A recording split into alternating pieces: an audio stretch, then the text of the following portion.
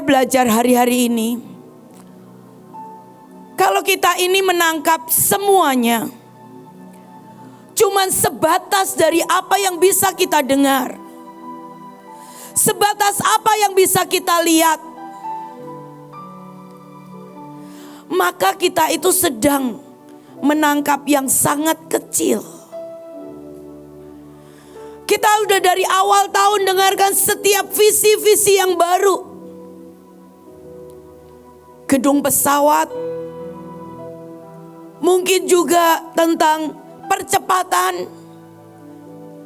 Kemarin rock dengan tema yang baru dengan gaspol. Kalau kita hanya menangkapnya sebatas dari panca indera kita yang kita bisa tangkap, maka itu menjadi sesuatu yang sangat kecil dampaknya. Kita dengar gaspol, pasti nanti kita akan buat KKR di mana-mana.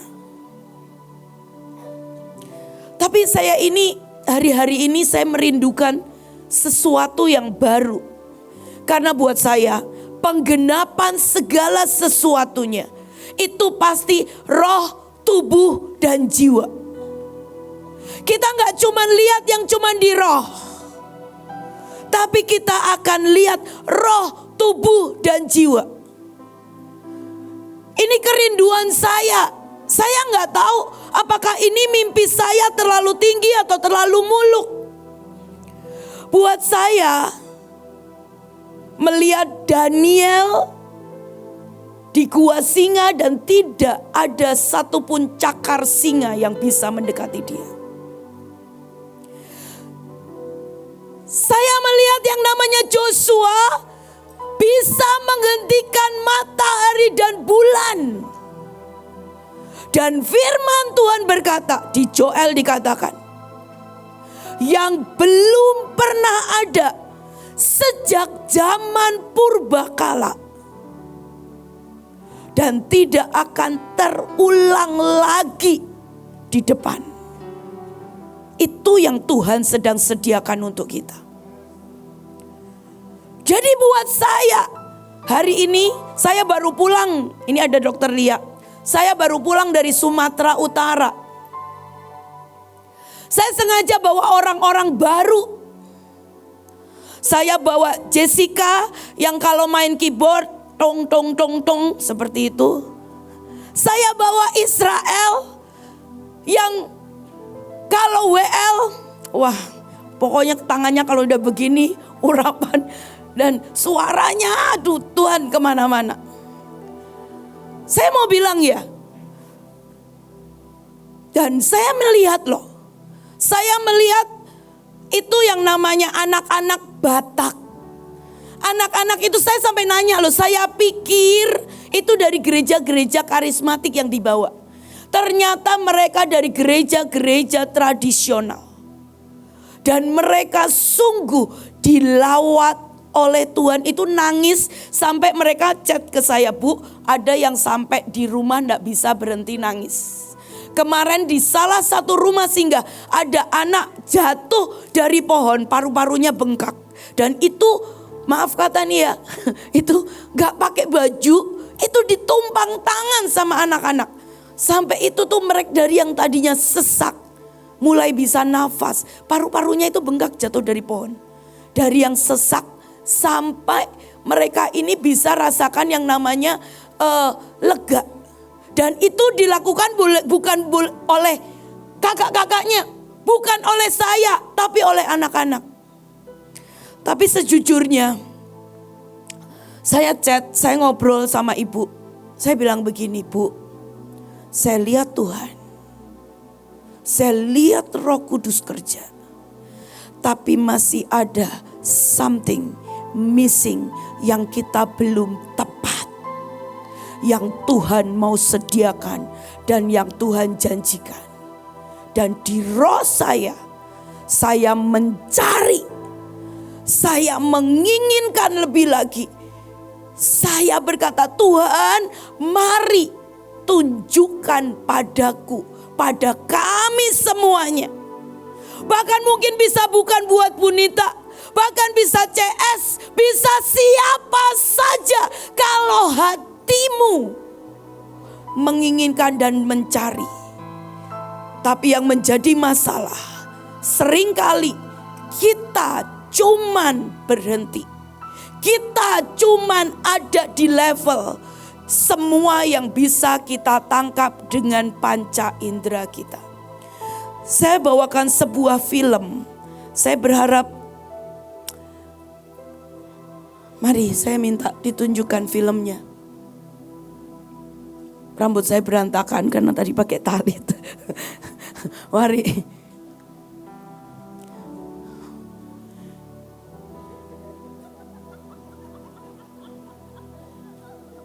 Saya minta di pause, oke? Nah, lihat, itu seekor katak. Katak itu cuma dikasih lingkaran. Dan katak itu mau didorong seperti apapun. Itu tidak mau lompat. Dan sesungguhnya saya tidak tahu apa sih yang membatasi kita. Buat saya hari ini manuver-manuver, begitu kita mendeklar tentang pesawat dan kita berkatakan ada manuver-manuver. Sesungguhnya itu bukan manuver kok. Itu sudah yang lalu. Kita ngalamin lewat pada waktu Bapak pulang. Kita ngalamin pada waktu engkong, pada waktu segala sesuatunya. Manuver-manuver itu sudah pernah dilakukan dalam hidup kita. Tapi ini loh, yang hari ini saya mau belajar. Saya tidak tahu apa sih yang membatasi kita ini. Saya pun sedang mencari. Mungkin itu bisa pengejaran kita secara pribadi. Seperti yang Pak Victor katakan. Mungkin itu kenyamanan, itu kebahagiaan, mungkin itu prestasi. Yang membatasi, ya ampun, itu katak itu buat lompat itu gampang banget. Cuman sebatas kapur. Dan katak itu didorong pun dia gak mau lompat. Padahal di luar itu ada sebuah area yang jauh lebih besar. Di mana dia bisa memanifestasikan dirinya lebih lagi. Mau lompat, mau renang, mau apapun juga dia bisa. Mungkin itu bisa kelemahan kita. Tapi hari ini buat saya mau berkata, jangan pernah cukup. Lihat apa yang sudah kita lihat selama ini. Karena Tuhan sedang menyediakan yang lebih besar dalam hidup kita. Mari kita belajar firman-Nya.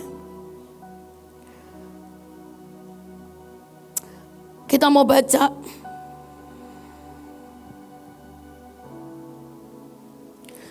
baca dari 1 Korintus 2 ayat 5. 1 Korintus 2 ayat 5 dikatakan, supaya iman kamu jangan bergantung pada hikmat manusia, tetapi pada kekuatan Allah. Ternyata ada faktor yang namanya iman. Ada hikmat manusia. Ada kekuatan Allah.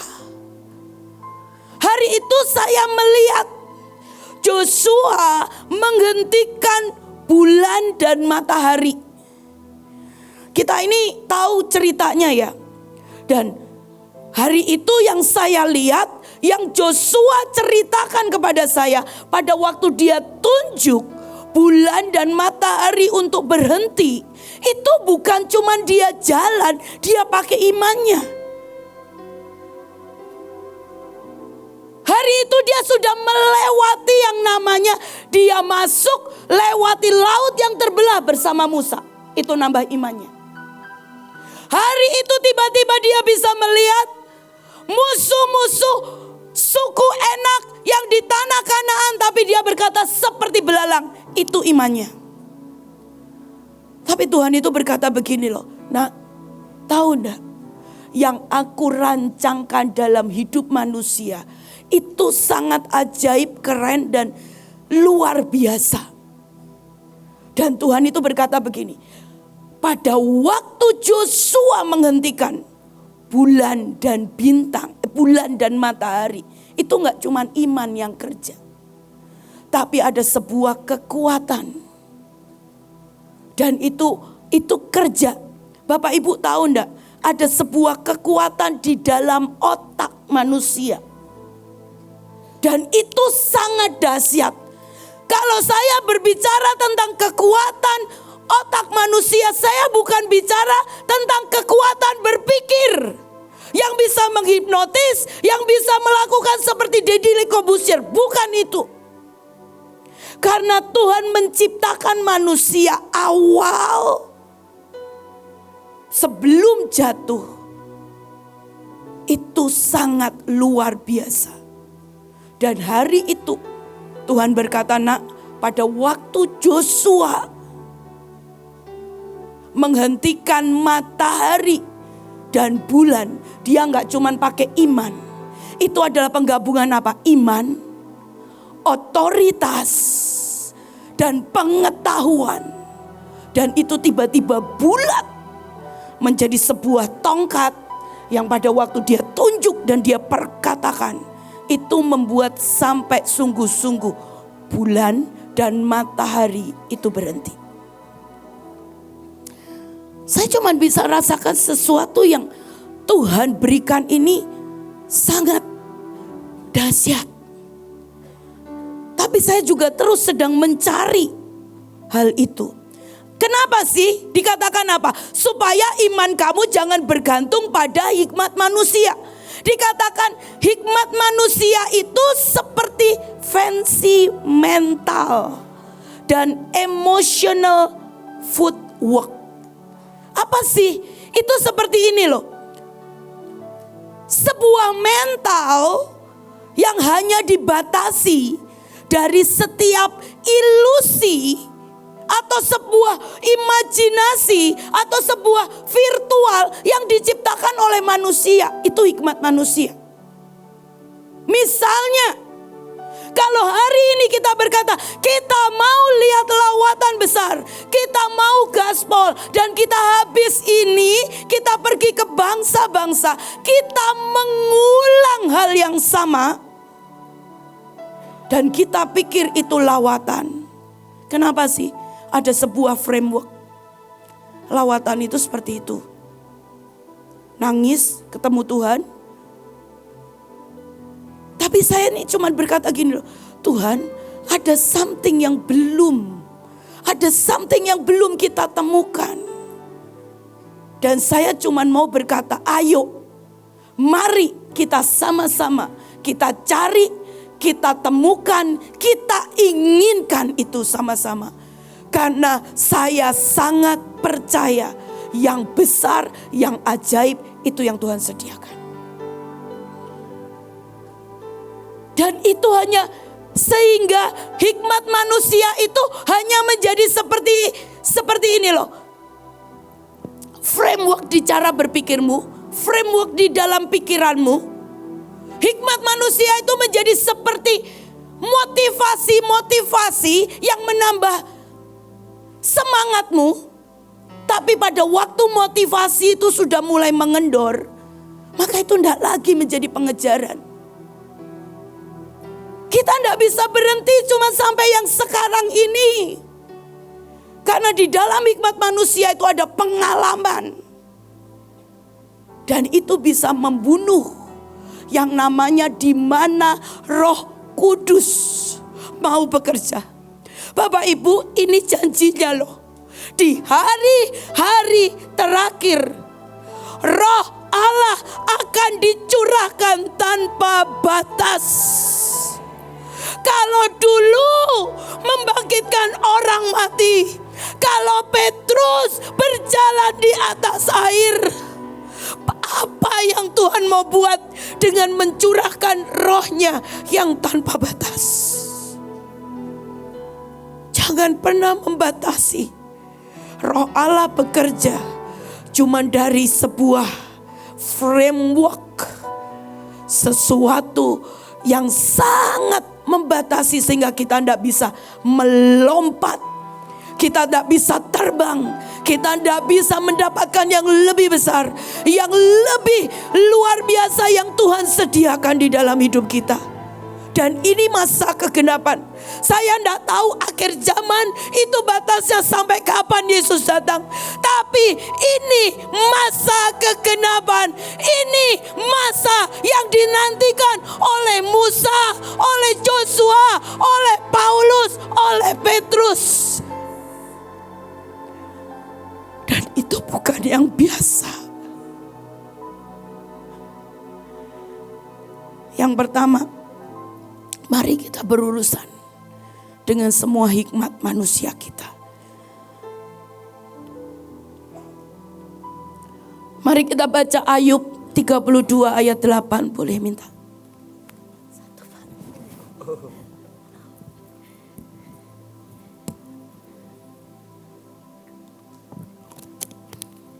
Ayub 32 ayat 8. Tetapi roh yang di dalam manusia dan nafas yang maha kuasa, itulah yang memberikan kepadanya pengertian. Kita mau lanjut dari 1 Korintus 2 ayat yang ke-9. Tetapi seperti ada tertulis, apa yang tidak pernah dilihat oleh mata, dan yang tidak pernah didengar oleh telinga, dan apa yang tidak pernah timbul di dalam hati manusia, semua yang disediakan Allah untuk mereka yang mengasihi Dia. Bapak Ibu, saya mau berkata, saya bukan tidak menghargai yang Roh Kudus kerjakan. Saya melihat anak-anak itu ngerti apa sih? Mereka umur 10, umur 12 di gereja-gereja tradisional yang diajak altar call aja takut loh. Tapi saya mau berkata begini loh. Hari itu saya melihat yang namanya mereka nangis tidak pernah berhenti. Tapi firman Tuhan berkata apa? Dia, ini loh yang Dia mau berikan. Apa yang belum pernah kita lihat. Apa yang belum pernah kita dengar. Apa yang belum pernah timbul bahkan di hati manusia. Saya ngobrol sama ibu. Hari itu ibu pergi ke rumah singgah. Dan dia bilang begini, Samanit, aku pergi ke rumah singgah, aku lihat mereka haus dan lapar. Terbuka, aku melihat Tuhan, aku melihat Roh Kudus. Tapi masih ada sebuah ruang rahasia yang kita mau cari bersama-sama. Masih ada satu. Saya bukannya tidak menghargai yang Roh Tuhan kerjakan. Tapi saya percaya yang Tuhan mau berikan itu tidak bisa dilampaui dengan akal budi kita. Satu yang lebih besar. Caranya gimana sih Bu? Ya, ayat 10 dikatakan seperti ini. Karena kepada kita Allah telah menyatakan oleh Roh. Sebab Roh menyelidiki segala sesuatu. Bahkan hal-hal yang tersembunyi di dalam diri Allah. Hari ini mari kita bersama-sama. Kita gerak dengan Roh Kudus lebih lagi. Maksudnya apa sih? Kita lihat apapun. Hari ini kita dengar firman dari Pak Victor tentang Nuh. Jangan cuman berhenti dari apa yang kau dengar. Ada new land. Ada semua yang baru. Tapi boleh gak pulang dan berkata Roh Kudus. Dan buat rohmu mulai searching semuanya. Rohmu mulai menyelidiki. Kenapa? Karena dikatakan Roh Tuhan itu yang membantu kamu untuk menyelidiki semua yang Tuhan mau sediakan. Di sini tuh dikatakan bahasanya ini dikatakan seperti ini. Roh, the Spirit not content to flit around on the surface. Roh Allah itu tidak cuman melayang-layang hanya pada sebuah permukaan. Tetapi dikatakan seperti ini, tetapi dia akan dive into the depth of God, tetapi akan menyelam jauh ke kedalaman yang ada di dalam Tuhan. Dan cuman dengan menyelam dikatakan and brings out what God planned all along. Kalau sampai pulang dari tempat ini kita makan sotomi dan habis itu ndak searching, atau kalian mendengar bikin gedung pesawat, mulai jualan kue, jualan cabai, dikumpulkan untuk bangun gedung pesawat. Benar atau salah? Nggak ada yang salah. Tapi kita sedang kehilangan yang lebih besar dan inti yang Tuhan mau sediakan. Karena Tuhan mau sediakan ndak cuman gedung pesawatnya. Itu yang jasmaninya Tuhan mau nyatakan dan tunjukkan.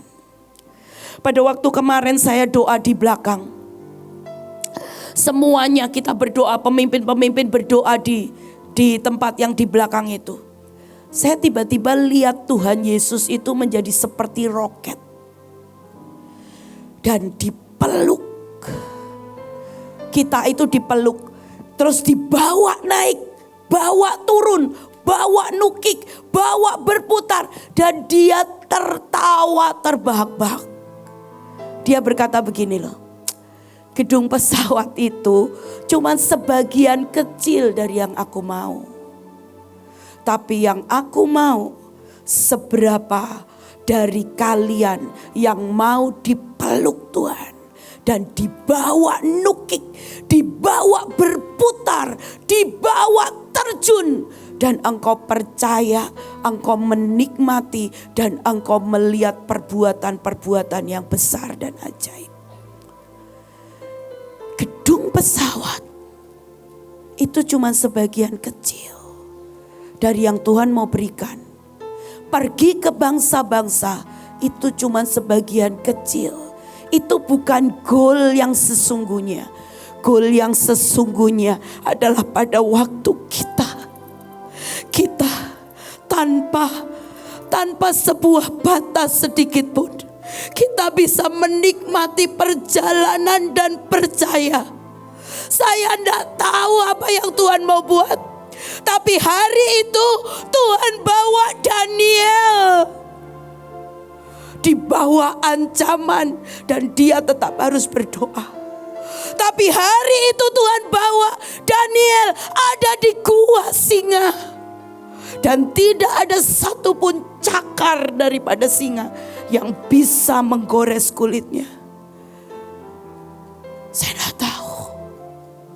Tapi bisakah hari-hari ini kita menginginkan menyatu dengan rohnya. Sampai kita bisa mengerti all God along plan. Karena rencananya gak cuma lawatan. Lawatan itu efek. Ada pribadi manusia yang mau jalan, yang mau intim, yang mau dibawa nukik, yang mau diajak berputar. Itu efek.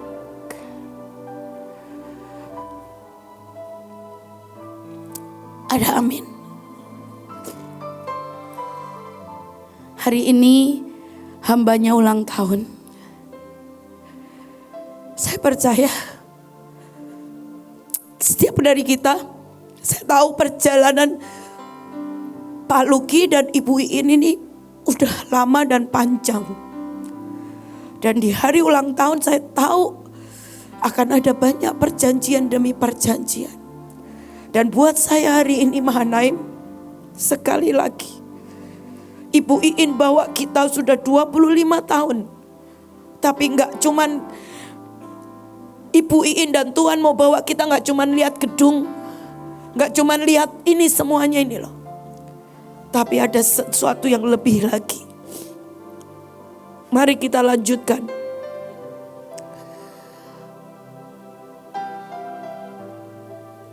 Dikatakan the spirit not content to flit around on the surface. Roh Allah itu tidak bekerja di atas melayang-layang di atas permukaan. Tapi Tuhan juga berkata seperti ini, semua yang hanya menginginkan semua yang di permukaan, maka engkau tidak sedang bisa bekerja dengan roh Allah. Karena roh Allah ini sukanya nyelam ke kedalaman. Jadi kalau kita ini cuma berhenti, kita cuma dengan ganti mobil baru, kita suka dengan semua tepuk tangan, wah Jessica habis main keyboard, lawatan, kita cuma semua suka yang di service. Kita tidak sedang bisa gerak dengan roh Allah lebih lagi. Kenapa? Roh Allah ini sifatnya gerak dengan orang-orang yang pengen menyelami, pengen ngerti lebih lagi, yang punya curious, yang berkata Tuhan not enough. Karena kita percaya janjinya. Kalau yang janji Bunita, kan janjinya pasti receh. Saya janjiin nanti mungkin Lydia kalau ulang tahun kita makan yuk. Janjinya receh. Tapi kalau Allah yang berjanji, Dia punya rahasia di dalam janjinya itu. Bagaimana sih? Mari kita baca dari Daniel 2 ayat 29 sampai dengan 30. Mari kita baca Daniel. Saya mau kita ini belajar ya sesuatu. Kita ini manusia sama kok. Kita sama-sama Petrus, kita sama-sama Daniel, kita sama-sama Joshua. Tapi apa sih yang membedakan? Mari kita baca dari Daniel 2 ayat 29 sampai 30. Dikatakan seperti ini. Sedang tuanku ada di tempat tidur, ya tuanku raja, timbul pada tuanku pikiran-pikiran tentang apa yang akan terjadi di kemudian hari. Dan dia yang menyingkapkan rahasia-rahasia telah memberitahukan kepada tuanku apa yang akan terjadi. Adapun aku, kepadaku telah disingkapkan rahasia itu, bukan karena hikmat yang mungkin ada padaku melebihi hikmat semua orang yang hidup, tetapi supaya maknanya diberitahukan kepada tuanku raja, dan supaya tuanku mengenal pikiran-pikiran tuanku raja. Kenapa hari itu Daniel bisa melihat peperangan di udara, bagaimana membawa dari surga turun, dan itu malaikat Mikael berperang. Karena kenapa? Iblis menahannya. Kenapa kepada Daniel diberikan pewahyuan tentang akhir zaman? Karena Daniel tidak berhenti. Cuman pada waktu dia di gua singa dan malaikat menutup mulut singa, Daniel mencari sampai kepada rahasia-rahasia. Dan rahasia itu akan diberikan. Daniel ngomong kok, bukan karena aku lebih pintar loh dibandingkan yang lain. Bukan karena aku melakukannya ini karena lebih. Kenapa? Itu bukan standar Tuhan. Tapi buat orang-orang yang menginginkan mencari rahasia-rahasia, maka rahasia itu akan disingkapkan. Hari ini jangan berhenti pada sebuah batas.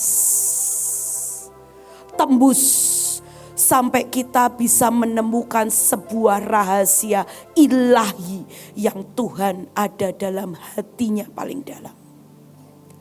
Yang pertama, Daniel belajar yang namanya sampai menemukan rahasia-rahasianya. Mari kita belajar dari Joshua, tadi sudah saya sebutkan.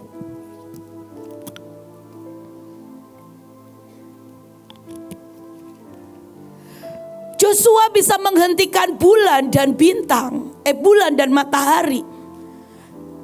Yang Tuhan berkata ke saya itu gabungan otoritas, iman, gabungan dengan pengetahuan. Bagaimana bisa? Saya mau bilang ya, Joshua ini mentalnya itu budak loh. Joshua itu keluar. Joshua itu beda dengan Musa. Joshua itu dari budak. Jadi dia itu gak bisa perang. Dia gak ngerti ilmu perang.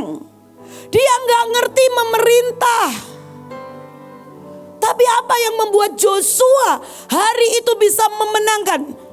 Saya nggak tahu itu berapa raja Pak langsung dikalahkan oleh Joshua. Dan itu berapa daerah dalam sekejap dikuasai oleh Joshua.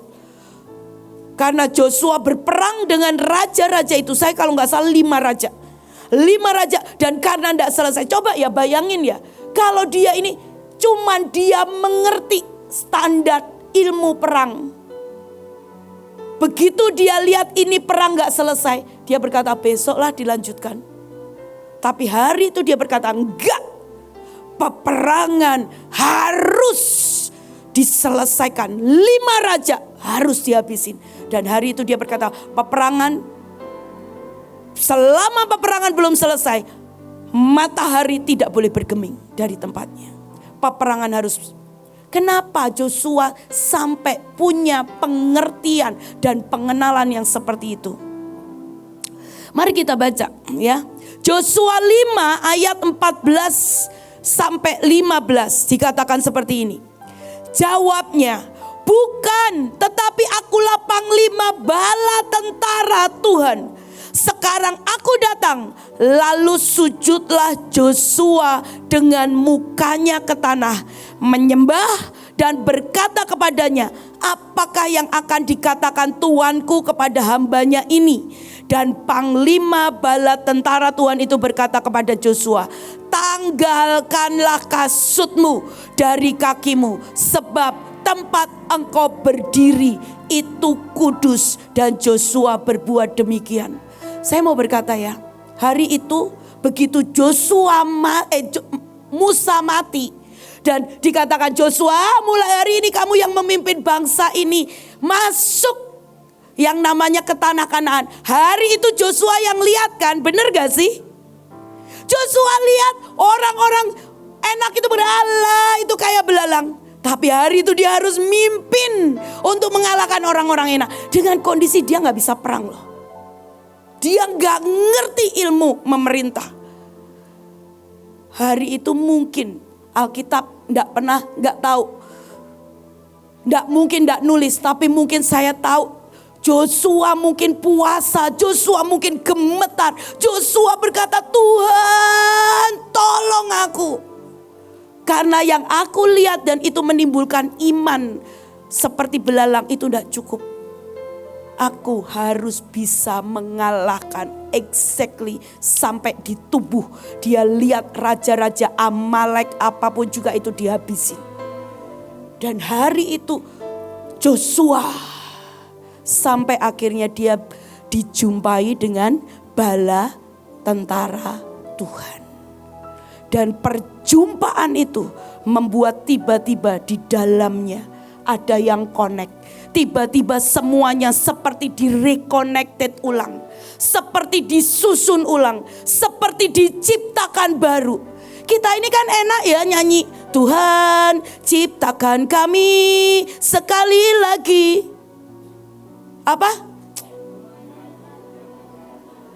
Yang minta DNA itu loh. Apa sih lagunya kata-katanya? Betul kan ya, ciptakan kami. Dan habis itu kita sama pacar, puasa. Tapi kita ini loh, jujur saya ini kalau saya khotbah, saya selalu berkata kalau khotbah ini begini yang 4 nih saya berkata Tuhan tolong buat aku ndak stop. Ya, itu gak cuma nyanyi seperti itu. Gak cuma nangis-nangis minta diciptakan ulang. Seberapa kerinduanmu sampai ada roh pewahyuan. Sampai roh kebenaran itu menyatu dalam hidupmu. Sampai setiap firman tiba-tiba seperti diimplankan dalam hidupmu. Hari ini saya berkata seperti ini kenapa? Hari itu saya nyembah di Israel. Dan tiba-tiba saya lihat malaikat yang membawa speed yang ada di Yesaya. Dan Tuhan bilang begini, tidak cukup dari semua yang ada yang hari ini engkau miliki, tidak cukup buat bekal di depan. Dan perlu untuk sesuatu yang disuntikan, itu dimasukkan di otak saya, itu dimasukkan di hati saya, itu dimasukkan di beberapa bagian dari saya. Tapi saya mau berkata, itu di roh. Fisiknya saya masih mencari. Saya terus, Tuhan terus wahyukan. Sampai itu loh garis tadi, itu hilang dan kita bisa melompat, kita bisa terbang lebih tinggi lagi. Amin. Ya. Yang ketiga yang Tuhan mau sampaikan. Tuhan itu berkata seperti ini. Nah, kalau engkau lihat Daniel, dia menemukan rahasia-rahasia. Joshua, tiba-tiba seluruh kemampuan tiba-tiba diimplankan. Seperti yang tadi Pak Victor sudah katakan, Nuh susah, gak bisa kok bikin perahu, gak bisa kok bikin bahtera, gak bisa bikin kapal. Tapi kan seringkali kan kita bilang gitu, ayo bikin kapal, yeay. Habis itu gak mikir gitu ya, habis itu gak bisa gitu. Kita gak mau more lebih lagi. Mungkin gak pernah ditulis di Alkitab, tapi saya percaya tiba-tiba Tuhan yang beracara dengan Nuh dan tiba-tiba mengimplankan itu. Yang ketiga, Tuhan mau berkata seperti ini. Ini dari hati Tuhan. Tuhan itu berkata begini. Mahanaim, engkau itu adalah orang yang menangkap my wild dream. Dan Tuhan mulai bawa saya untuk mengerti yang namanya Triwira. Tuhan bawa saya melihat Uria. Tahu enggak sih Uria itu? Mungkin itu adalah sebuah usaha pembunuhan. Kita melihat sebuah pria, seorang pria yang ada menjadi korban daripada perselingkuhan. Tapi wild dream Tuhan itu bukan menjadikan Uria sebuah korban, tidak pernah. Tapi wild dream Tuhan, dia membawa Uria untuk ada di dalam yang namanya puncak pengabdian.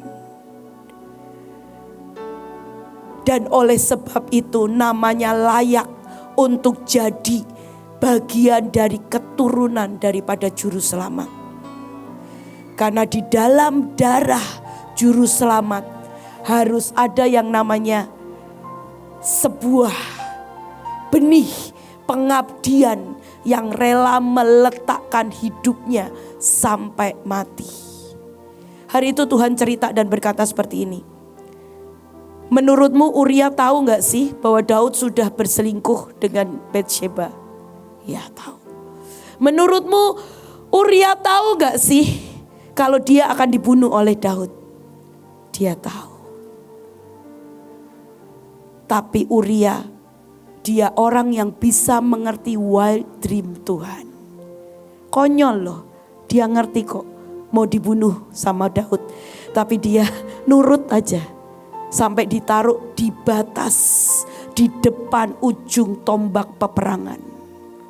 Tapi yang Uria tangkap, wild dream Tuhan dalam hidupnya adalah dihisapkan di dalam keturunan juru selamat. Sampai ditulis dikatakan apa?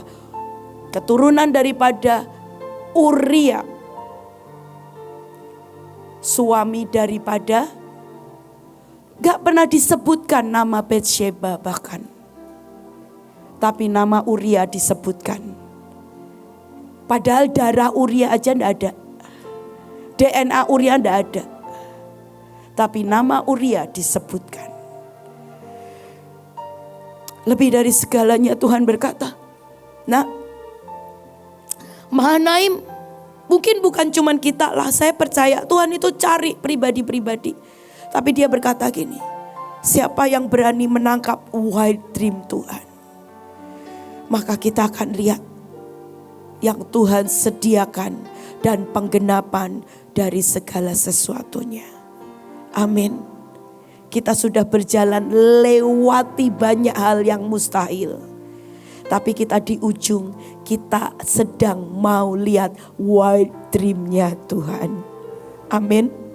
Saya tidak bisa bayangkan, bahkan saya tidak bisa bayangkan wild dream-nya dia itu seperti apa.